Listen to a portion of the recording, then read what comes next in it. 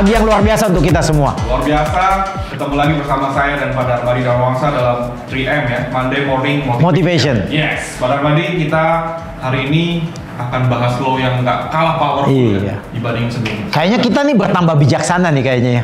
Iya. Ya. Kita kayaknya dengan belajar banyak law ini kayaknya mata kita lebih terbuka gitu ya. Betul. Mata kita mulai melihat apa yang terjadi di dunia ini.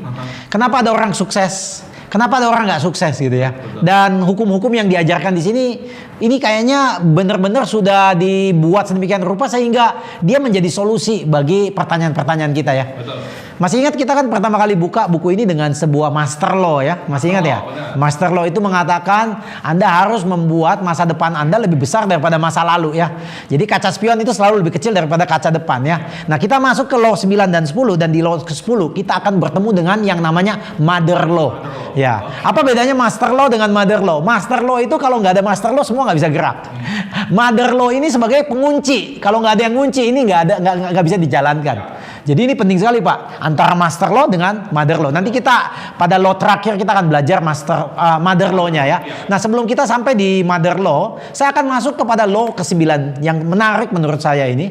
Dia mengatakan bahwa Anda hanya akan terus bertumbuh jika Anda membuat tujuan hidup Anda lebih besar daripada uang. Ini nggak gampang Pak David. Ini nggak gampang karena pada dasarnya semua orang ketika mereka bekerja, awal mula bekerja, orientasinya pasti uang Pak. Betul. Dan itu bukan hanya sekedar di awalnya Pak, dan mungkin banyak sekali orang dalam hidup ini saat ini bekerja hanya karena uang, bahkan sebenarnya dia nggak suka kerjaannya, tapi karena ada uangnya dia masih kerja, mau nggak mau ya gitu ya. Kadang-kadang ada orang bahkan bilang kalau hari ini Anda dikasih uang 100 miliar, Anda akan apa yang Anda akan lakukan? Saya akan berhenti kerja gitu ya. Kan lucu berarti ya. Mestinya orang yang menyukai pekerjaannya walaupun punya uang 100 miliar, dia akan melakukan pekerjaannya dengan lebih semangat lagi mestinya gitu ya. Jadi ini perspektif yang ingin dibawa kembali bahwa ingat sebenarnya kalau Anda mau bertumbuh loh, bukan kalau Anda mau hanya statis. Kalau Anda mau bertumbuh, make sure goals Anda itu makin besar Pak. Dan goals Anda mempunyai ketertarikan kepada Anda bukan hanya sekedar seperti uang saja gitu ya. Ya. Jadi ini yang penting sekali ya. Banyak agent memulai karirnya itu berpikir bahwa uang adalah segala-galanya. Of course lah ya. Saya ketemu banyak agent sangat hitung-hitungan Pak ya. Ya, bahkan agent itu kadang-kadang suka lucu. Dia nyari kantor yang splitnya paling tinggi, walaupun kalau dia nggak closing juga dia nggak dapat apa-apa gitu ya. Mestinya kalau saya jadi agent yang baru, yang saya nyari adalah kantor yang bukan splitnya yang paling tinggi Pak. Kantor di mana saya bisa diajarkan supaya lebih cepat sukses gitu Pak, oleh orang yang lebih hebat dari saya gitu, bukan sekedar orang yang splitnya tinggi gitu ya. Jadi banyak agent berpikir seperti begitu ya. Tetapi kalau Anda memiliki purpose ya yang lebih besar dari diri Anda, lebih besar dari kepentingan diri Anda, ini luar biasa Pak. Seperti hari ini pada Monday Morning Motivation. Oh iya. Nah ini kan sebenarnya drive-nya bukan karena uang kan Pak, karena kita punya kepentingan yang luar biasa. Kita berharap dengan adanya 52 minggu yang diberikan Tuhan di tahun 2022, kita at least memberikan sesuatu yang mempunyai dampak yang luar biasa. Dan dampaknya ini bukan hanya untuk tahun 2022. Karena bagi orang yang nonton film ini mungkin 5 tahun lagi yang ke depan, ini masih mendapat bermanfaat bagi mereka, dan bagi kita itu adalah sebuah kontribusi yang baik untuk alam semesta ini. Ya, jadi ketika kita punya purpose lebih besar daripada uang, kita itu kayaknya kerja udah nggak dibayar. Enak tuh Pak. Kalau kerja nggak dibayar gitu ya, kayak kerjanya itu kayak nggak ada pakemnya lagi Pak. Saya kerja dengan senang hati gitu ya. Nah itu saya tadi bilang kalau orang yang bekerja dengan senang hati, kreativitas dan inovasinya itu pasti muncul Pak. Dia punya confidence-nya pasti naik Pak. Ya, dia lebih berani ngambil resiko gitu ya. Ya, nothing to lose bagi dia ya. Nah, tujuan hidup itu memberikan hidup ini mempunyai arti yang lebih ya. Dan seringkali dengan tujuan yang jelas ini, yang besar ini bisa mengarahkan dan memfokuskan talenta dan usaha-usaha kita. Dan yang menariknya dengan tujuan yang besar itu kita bisa mengajak orang lain yang punya energi sama, yang mempunyai magnet sama untuk bisa sama-sama dengan kita membuat bisnis kita besar. Ini bagus. Ini bagus sekali untuk sebuah kantor member broker ya. Sebuah kantor broker itu penting sekali pemimpinnya mempunyai purpose yang besar. Karena dengan purpose yang besar ini dia akan menarik orang-orang yang hebat masuk kepada kantornya. Tapi kalau pemilik kantor itu hanya sekedar mikirin uang saja ya, akhirnya dia nyari agent yang semuanya serba hitung-hitungan dengan dia ya. Nah dengan seperti begitu dia tidak akan bisa menjadi besar, dia tidak akan bisa bertumbuh. Oleh sebab itu bab ya law yang ke-9 ini walaupun pendek ya, dia mengingatkan kita untuk selalu bertanya kepada diri kita, Apa sih tujuan hidup kita yang lebih besar dari diri kita? Kita sudah mulai membuat sebuah versi diri kita yang lebih besar daripada versi diri kita sebenarnya. Dampak yang kita lakukan bukan dampak untuk diri kita sendiri, tetapi dampak untuk orang-orang lain lagi. Nah, dengan 9 law pertama yang kita sudah bahas panjang lebar ya Pak David, kita tiba di law yang ke-10, di mana ini yang saya tadi bilang the mother law ya. Ini maminya hukum ini ya. Ya, dan maminya hukum ini menurut saya menarik sekali. Karena dengan law number 10, ketika Anda lakukan law number 10, Anda akan balik ke law number 1 lagi. Nanti saya kasih lihat ya, bagaimana law number 10 ini ketika Anda jalankan, Anda balik lagi ke law number 1 lagi, balik, makin lama makin besar ya. No, law number 10 ini mengatakan Anda hanya akan terus bisa bertumbuh jika Anda membuat pertanyaan-pertanyaan kepada diri Anda itu lebih besar daripada jawabannya. Anda sebenarnya tidak mencari jawaban yang cesplang. Anda lebih serius menanyakan pertanyaan-pertanyaan yang bahkan gak ada jawabannya, Pak. Dan seringkali pertanyaan-pertanyaan ini sangat menarik. Kenapa saya bilang? Kalau kita masih ingat waktu kita kecil ya. Masih ingat Pak David waktu kecil? Ya. Pak David sering bertanya, setuju nggak ya? Kadang-kadang kalau orang tua kita juga termasuk orang yang terbuka, dia akan dengan senang hati menjawab pertanyaan kita. Namun walaupun dia semangat jawab pertanyaan kita, kadang-kadang dia dongkol. Kenapa? Karena ada beberapa pertanyaan yang mulai dia susah jawab. Makin anak itu makin besar, pertanyaannya itu makin susah dijawab. Ya. Jadi akibatnya kita anak-anak itu suka terus bertanya, tapi pada satu saat nanti orang dewasa akan mengatakan, udah, kamu jangan terlalu banyak bertanya. Kamu jangan terlalu banyak bertanya ya. Jadi, dan apa yang terjadi ketika kita bertambah tua ya, bertambah besar ya, kita lama-lama pikir sebenarnya semua pertanyaan yang kita tanyakan, kita sebenarnya sudah tahu jawabannya. Dan ketika kita merasa sudah tahu jawabannya, kita sudah nggak bertanya lagi. Setuju nggak?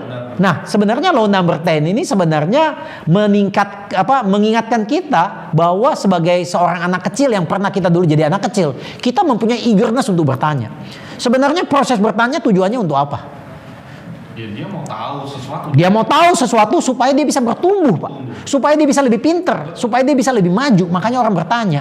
Jadi ketika orang sudah tidak bertanya, dia udah nggak mau maju. Dia udah stop, Pak ya.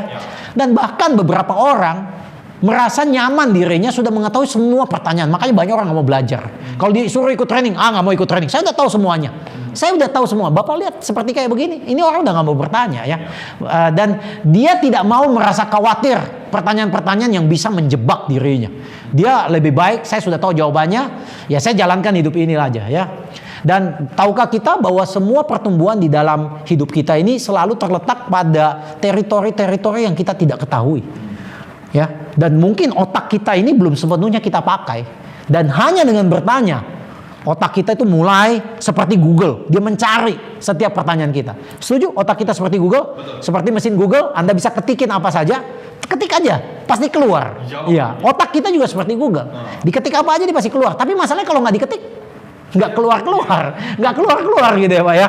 Nah, jadi tantangan bagi kita di law number 10 ini mengatakan begini. Selalu buat pertanyaan Anda lebih besar daripada jawaban yang Anda cari. Bukan hanya sekedar lebih besar. Lebih penting dari jawaban itu. Pertanyaan itu lebih penting dari jawaban. Pak, maksudnya apa Pak? Bapak kan sebenarnya nyari jawaban. Kenapa pertanyaannya lebih penting? Karena sebenarnya proses bertanya kepada diri kita di dalam pikiran kita ini sebenarnya membuka banyak pintu-pintu yang kita nggak sadari. Betul. Setuju nggak? Ya kan? Umpama saya bertanya sama Pak David, Pak, seandainya Bapak hanya tahu bahwa hidup Bapak hanya 5 tahun dari sekarang, hal-hal apa yang Bapak prioritaskan Bapak lakukan? Pasti otak Anda mulai sortir, yang mana yang saya mau, yang mana saya nggak mau. Setuju nggak? Tanpa pertanyaan seperti itu, Pak David jangan-jangan tidak clear. Apa sih yang penting? Jangan-jangan dengan pertanyaan saya tadi membuat Pak David mulai sadar. Ternyata di dunia ini tidak semuanya penting. Ada yang lebih penting dari yang penting. Dan lebih baik saya fokus itu karena umur saya hanya 5 tahun begitu. Nah, pertanyaan-pertanyaan itu yang banyak membuat manusia berpikir keras, Pak. Umpama ada pertanyaan yang saya pernah dengar, kalau hari ini adalah hari Anda terakhir di dunia, sebutkan 3 orang yang Anda mau ketemu. Tiba-tiba Anda merasa 3 orang ini pasti penting sekali dalam hidup Pak David. Setuju nggak? Nggak mungkin lah Pak David bilang, saya mau ketemu dengan pegawai bank yang ngurus deposito saya. Saya sangat yakin. Nggak seperti itu. Atau Pak David mengatakan, saya mau bertemu dengan teman SD saya yang dulu saya udah nggak ketemu 30 tahun. Menurut saya nggak terlalu penting gitu ya. Atau Pak David ngomong, saya mau bertemu dengan guru saya waktu guru SMP kelas 2. Saya rasa nggak begitu. Ketika saya hanya menyodorkan Bapak, hanya 3 orang yang Bapak mungkin ketemu. Kemungkinan paling besar Anda akan cari orang tua Anda. Mungkin Anda akan cari anak Anda, dan mungkin Anda cari pasangan hidup Anda. Setuju nggak? Saya sangat yakin gitu. Dan ketika Anda sadar bahwa 3 orang ini penting, mungkin setelah pertanyaan saya, Bapak masih tetap hidup bertahun-tahun. Tapi Bapak mulai berpikir, ini 3 orang ini lebih baik saya spend waktu lebih banyak. Supaya saya nggak kecewa, Pak. Supaya waktu itu tidak berlalu begitu saja. Setuju nggak? Jadi pertanyaan ini ditanya, selalu buatlah pertanyaan-pertanyaan yang krusial, yang sebenarnya jawabannya sepele. Tetapi pertanyaan itu yang membuka pikiran kita ya. Dan Anda akan bisa menciptakan masa depan yang lebih besar lagi dengan pertanyaan-pertanyaan. Nanti saya kasih lihat. Anda bisa menciptakan opportunity yang besar dengan pertanyaan Anda ya. Tidak ada satu hal di dalam dunia ini yang lebih kuat daripada sebuah pertanyaan ya. Ya. Kenapa Pak? Karena ketika kita bertanya, otak kita tuh tidak bisa mencuekin pertanyaan kita. Ketika otak kita bertanya, otak kita nggak mau jawab pertanyaan itu. Bahkan kalau you nggak mau jawab pun ya, pertanyaan itu tetap masih ada di situ. Iya, kayak googling tadi. Iya, bahkan ketika you nggak dapat jawaban yang tepat, pertanyaan itu akan terus ngikutin you. Dan hanya dengan pertanyaan itu akan mengarahkan Anda untuk menghadapi ketakutan Anda. Iya. Dan hanya dengan menghadapi ketakutan Anda mendapatkan confidence. Dan hanya dengan confidence yang Anda miliki, hidup Anda akan terus growing. Nah ini kan pertanyaannya luar biasa kan ya. Jadi pertanyaan itu bisa tidak mendapatkan jawaban yang tepat ya. Tetapi pertanyaan itu selalu Anda, dan untuk menantang pikiran-pikiran yang baru yang bisa ada di pikiran Anda. Nah kalau kita ngomong jawaban, ya tadi pertanyaan kan, jawaban itu adalah sesuatu yang close ended. Adalah menjawab ya sudah selesai, titik, sudah nggak pikir lagi, udah dijawab titik aja gitu ya. Nah, Anda tahu jawabannya, Anda bisa simpen di kepala Anda, kemudian Anda udah lupa lagi. Oleh sebab itu lebih penting pertanyaan daripada jawaban. Nah, pertumbuhan kita itu selalu datang ya, bukan dari mendapatkan jawaban yang tepat. Karena jawaban itu hari ini benar, mungkin tahun depan udah nggak benar loh Pak. Hati-hati loh Pak, nggak relevan lagi. Makanya pernah Albert Einstein ditanya ya, nih kok selama 20 semester you ngajar pertanyaannya kok sama melulu? Dia bilang iya memang pertanyaannya sama melulu, tapi masalahnya jawabannya udah beda. Jadi kalau you berpatok pada jawaban berbahaya, karena jawaban itu bisa berbeda tergantung situasi kondisi. Tapi kalau you berpatok pada pertanyaan, itu luar biasa dampaknya ya. Jadi pertumbuhan itu bukan datangnya dari memiliki jawaban yang tepat, tetapi pertumbuhan itu terjadi ketika Anda mulai melakukan aktivitas-aktivitas yang berhubungan dengan pertanyaan-pertanyaan yang krusial kepada diri Anda. Ambil contoh gini, Anda nanya saya, pertanyaan apa sih Pak krusial sampai Bapak bilang ini the mother law? Ambil contoh nih, pertanyaan yang Anda coba tanya pertanyaan Anda. Ya. Kalau selama ini Anda tahu semuanya, yang Anda kuasain, kita umpama sebagai pembicara, kita udah 20 tahun jadi pembicara, kita udah tahu skill ini, kita udah mampu skill ini ya. Kalau seandainya 20 tahun ini kita set jadi 0 lagi, dan kita sudah tahu pada titik 0 itu kita udah tahu seperti sekarang ini. Sebenarnya apa yang bisa kita lakukan sih? Maksudnya ambil contoh gini, kalau seandainya ilmu yang kita punya saat ini, kita dibawa balik sama waktu 20 tahun yang lalu, tahun 2002, dengan ilmu yang saya punya sekarang ini, apa yang saya akan lakukan? Apa yang saya akan lakukan? Pasti berbeda dengan waktu saya 20 tahun yang lalu. Jadi ini akan membuka wawasan gitu. Membuka wawasan kita. Ambil contoh lagi. Ya. Apa 3 pencapaian yang pernah Anda capai dan Anda bangga selama beberapa tahun terakhir? Dari pencapaian itu, apa yang bisa Anda lakukan lagi untuk mencapai sesuatu yang lebih besar? Kadang-kadang ada orang ditanya, pencapaian terbesar dalam hidupmu apa? Dia nggak bisa jawab loh Pak. Anda nggak akan bisa jawab kalau Anda nggak bertanya. Ya. Atau pertanyaan-pertanyaan adalah, apa sih yang Anda nggak bisa terima di dalam hidup ini? Mungkin ada orang yang saat ini belum bisa berhenti merokok. Ya kan? Tapi jangan-jangan mungkin adalah hari di mana dia harus putuskan untuk berhenti merokok. Mungkin dia bertemu dengan teman yang mungkin lagi dalam stadium yang sulit, kena kanker karena rokok. Mungkin hari itu dia akan mulai berpikir, kalau saya tidak berhenti, saya nasibnya mungkin sama dengan dia. Nah pertanyaan-pertanyaan itu kan sebenarnya yang membuat dia takut. Dan pertanyaan-pertanyaan itu yang sebenarnya mendorong dia untuk berubah. Ya kan? Bahkan ada pertanyaan yang begitu simpel yang mengatakan, apa yang ingin saya lakukan lebih dalam hidup ini? Wah, kalau Pak David dikasih kesempatan, kalau boleh pilih, apa yang Pak David akan pengen lebih lakukan di dalam hidup ini gitu ya? Oh itu kan menarik. Jadi Pak David udah mulai memilih nih. Berarti ada yang tidak begitu penting, ada yang penting gitu ya. Jangan-jangan Pak David bilang, kalau saya tahu kayak sekarang Pak, saya mau olahraga lebih banyak Pak. Siapa tahu itu yang lebih penting. Kenapa? Karena saya ngelihat banyak orang yang usianya 60-70 karena nggak olahraga. kayaknya jalan aja susah, ya kan? Nah itu juga ya. Bahkan ada yang mengatakan, apa yang saya mau kurangi, saya lakukan dalam hidup ini. Tadi ada apa yang saya mau lakukan lebih, apa yang saya mau kurangi. Anda kan mesti berpikir apa yang you mau kurangin. Umpama Anda katakan, saya mau mengurangi kata-kata yang keras dan kasar kepada anak saya.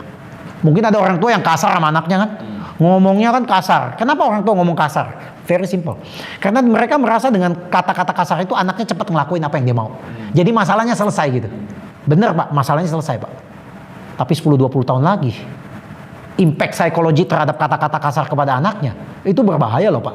Bahaya sekali. Ya, jadi pikirkan banyak hal yang kita lakukan simple itu hanya untuk short term. Tapi kita mesti pikir long term.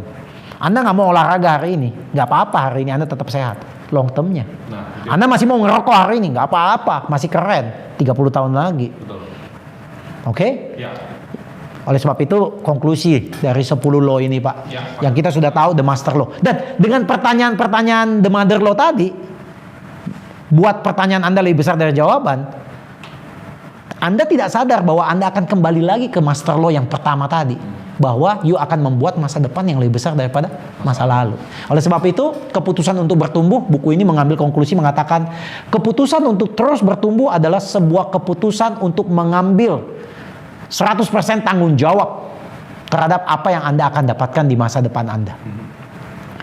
Tapi Anda lihat bahwa dari hukum-hukum yang ada ini selalu tergantung ya bagaimana Anda menindaklanjuti setiap hukum yang ada di sini ya. Kesempatan itu akan selalu datang kepada Anda kalau Anda mengeksersis semua law yang ada di buku ini. Kesempatan itu akan terbuka bagi Anda. Secara naturally akan datang kepada Anda. Ide-ide yang brilian akan datang kepada Anda. Orang-orang yang punya skill terbaik akan datang dengan Anda. Orang-orang yang punya passion, orang-orang yang punya visi akan berkumpul dengan Anda. Ya, mereka mencari orang yang cocok sama dengan. Dan Anda akan membuat koneksi yang bagus untuk orang-orang tersebut untuk mencapai sebuah purpose yang lebih besar lagi. Wow, keren sekali. Ini buku sangat luar biasa Pak. Keren, kali juga bagus sekali ya teman-teman. Saya rasa kita belajar 10 law ya Pak. Sudah 10 sudah kita kupas semua. Iya, dan ini semoga 10 ini bukan hanya sebagai sebuah hal yang enak didengar, tetapi hal yang patut kita renungkan, patut kita pertanyakan. Dan patut kita praktekkan. Iya, luar biasa. Pak Dawi tambah luar biasa nih. Thank you Pak Ramadhan, thank you semuanya. So stay tune in Monday Morning Motivation.